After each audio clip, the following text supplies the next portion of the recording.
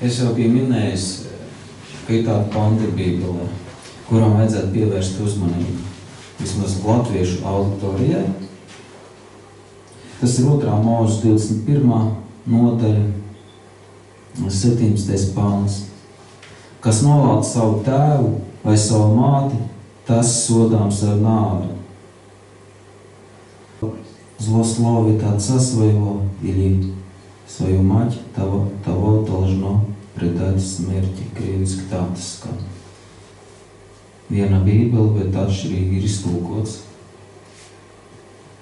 Latviešiem tā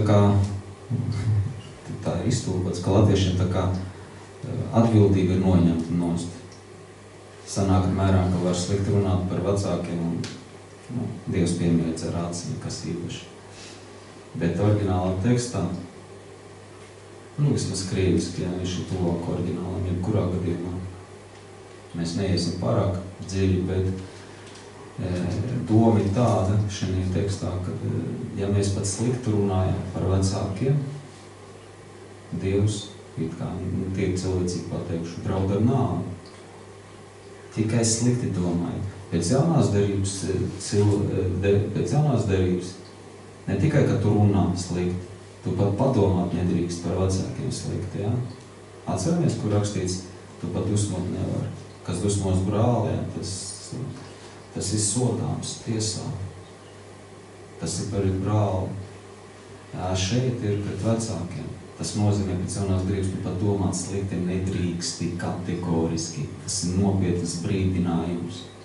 Un latviešu bībelē tas ir pazūds, te ir tikai par lāstu iet runu, bet lāsts jau ir arī tajā, ja tu pat runā, pasaki kaut ko sliktu par vecākiem. Pat ja viņi to pelnījuši, tie cilvēci, pat ja viņi kaut ko tur nodarījuši, tev ir kategoriski aizliegts runāt slikti par saviem vecākiem. Pretējā gadījumā. Arī domā. Jā, par to es teicu, pēc jaunās derības pat padomāt nedrīkstam. Jā, mēs ejam tālāk, mēs tagad apskatām veco derību. Un ko tas nozīmē?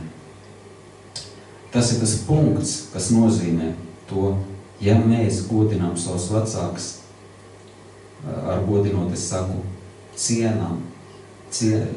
turam cieņā savus vecākus, tam ir pretējs apsolījums, tikpat spēcīgs, kā šeit nāve, jā, kā sakas, ja tu dari nepareizi, bet ja tu dari pareizi, cieni savus vecākus, godā viņus, tur pilnīgi absolūti ir svētība, pilnīgi un absolūti, un ļoti nopietni.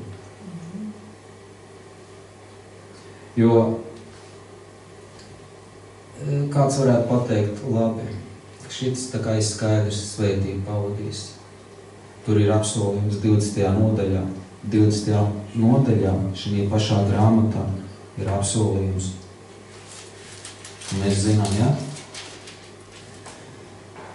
12. pantā cieni, es teiktu, cieni godini savu tēvu un savu māti, lai tu ilgi dzīvotu tādā zemē, ko tas kungs tavs Dievs tev dod. Te gan garīgi, gan fiziski, gan apsolījums. Un ir jautājums priekš tiem noteikti. Es esmu pārliecināts, ka dzimst automātiski jautājums, ko darīt man vecāki jau ir mūžībā. Ko darīt? Ko man darīt ar šo bausmu? Un atbilde ir vienkārši. Atšķirā Salmanu pamācības. 10. nodaļa un 7.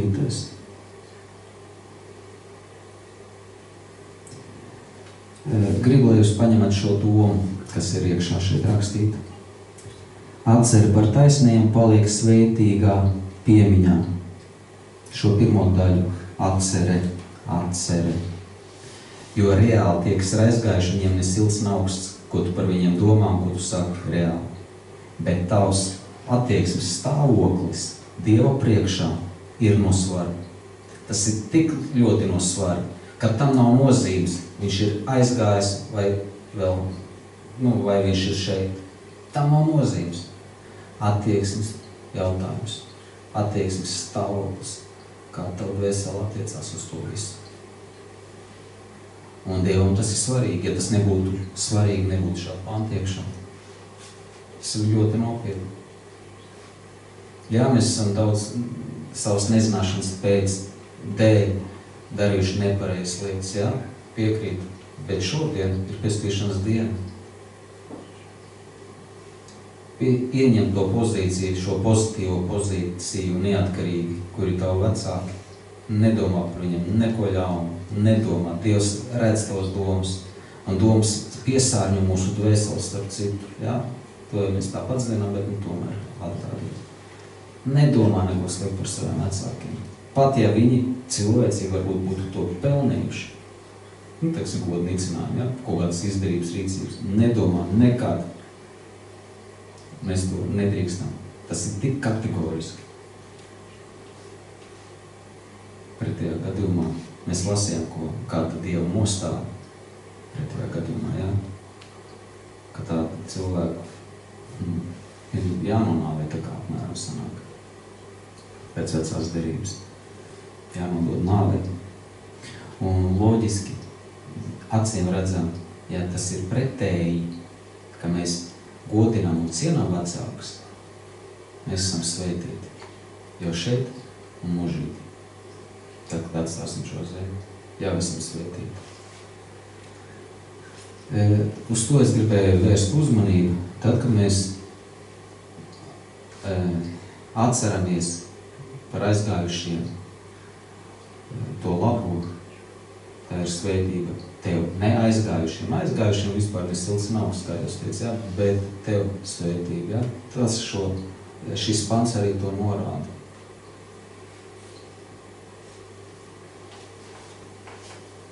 Paliek svētīgā piemiņā, jā. Un te bija tūkojums, starp citu, Salamāna pamācībās, tur ir daudz dziļāks tūkojums, kurā mēs neiesim iekšā, bet es gribu pateikt tikai to, kā redzēja šo pantu un saprata, uztvēra tā laika ticīgie pirmajos gadsimtos. Es lasu vienu tādu grāmatu, pateikšu godīgi, jā, un tur tas apraksts ir diezgan nopietni un dziļš, kur es noteikti negribu te iztirzāt, bet es to domu gribēju jums pasvītrot par saviem vecākiem, jo tas attiecās uz absolūti visiem cilvēkiem, jo neviens šeit zālē un arī pie ekrāniem nav, kurš būtu bez vecākiem. Tās ir tikai Ādams, bet viņš jau arī vairs nav. No, bet tas ir tas, ko es gribēju pateikt. Vēl mazliet paiesim dziļāk, kāds solīt par tām svētībām. Ja mēs zinām, ka grēka sekas, tā vienmēr ir elle, visādās izpausmes, vienmēr, ja? Tad svētība, kā redzēja tajā laikā cilvēki,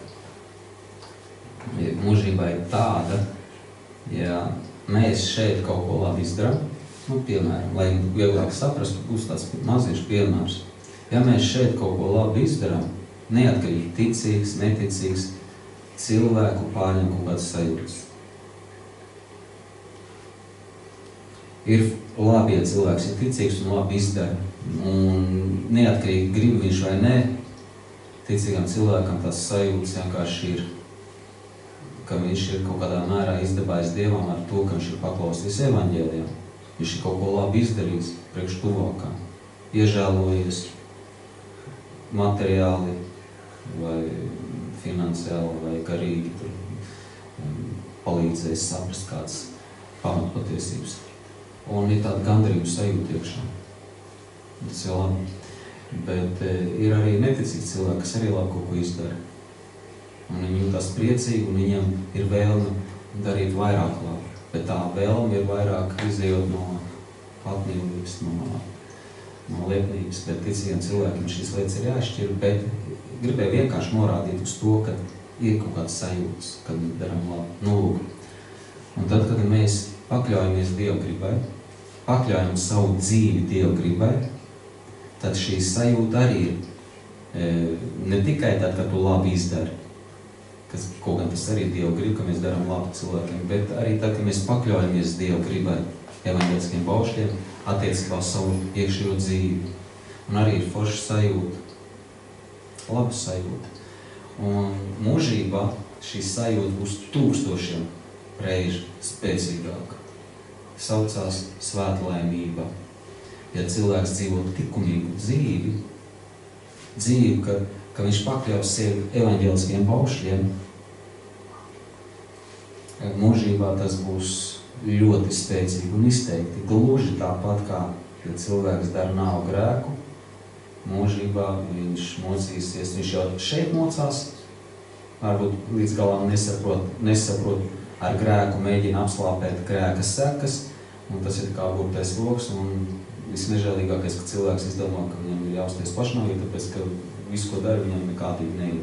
Jo ar grēku nevar apslāpēt grēka sekas. Un jau šeit fiziskā pasaulē cilvēks no tā cieš un mocās. Garā pasaulē tas būs 1000 reizes spēcīgāk. Tas ir tas starps, kas nemirst.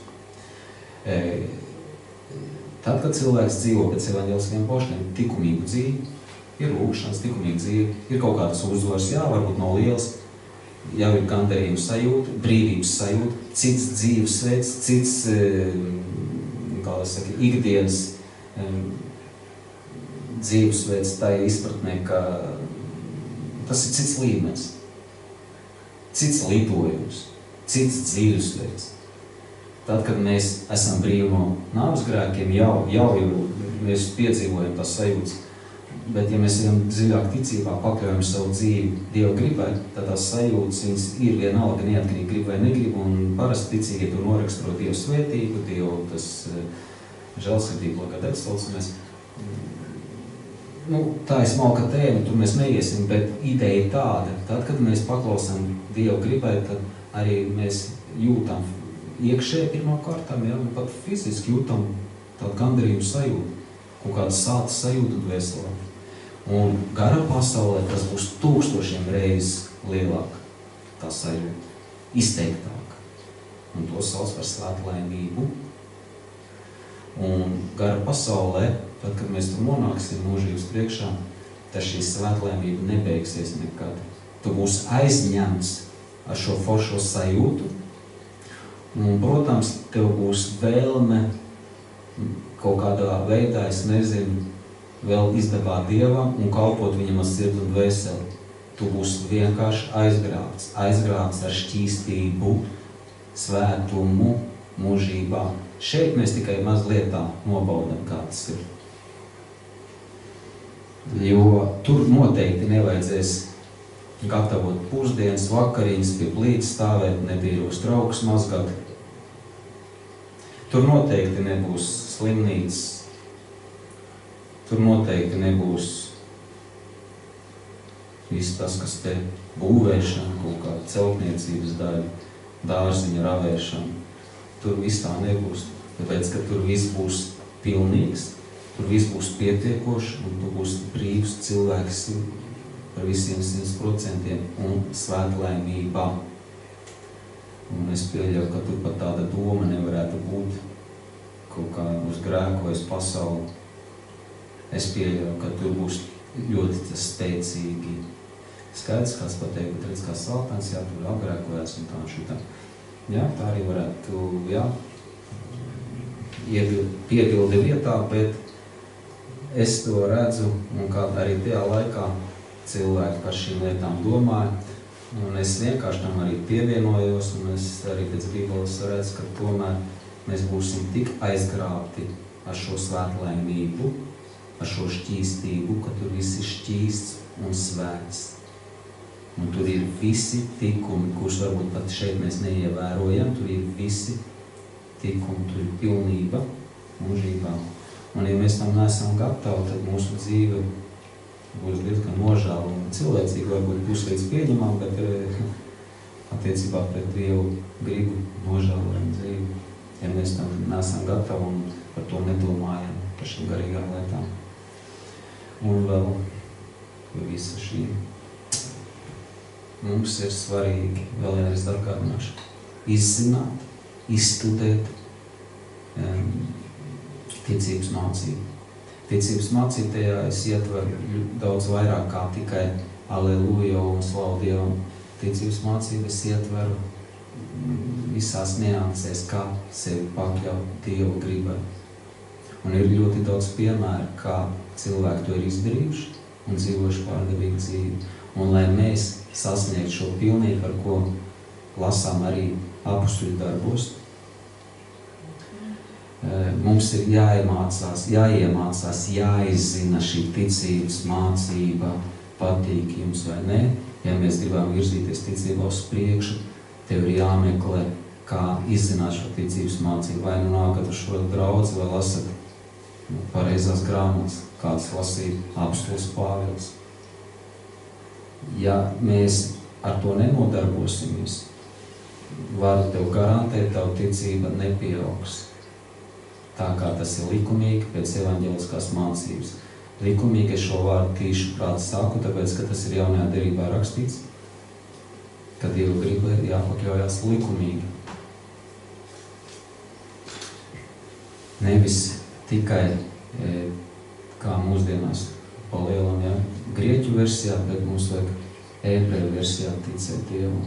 Tas nozīmē, ka mēs ne tikai mistiski ticam, bet ne tikai, protams, mēs ticam, bet ticībai vienmēr ir darbi. Ja neseko darbi, to ticība principā nevirzās uz priekšu. Bet, lai sakot darbi, mums ir jāizzina, vēl vienreiz pasvītroju, jāizzina, kā sevi pakļaut Dieva gribai. Mums ir jāizzina ticības mācība, jāizzina, jāsaprot. Tas tā īsumā es došu vārdu arī Janekam.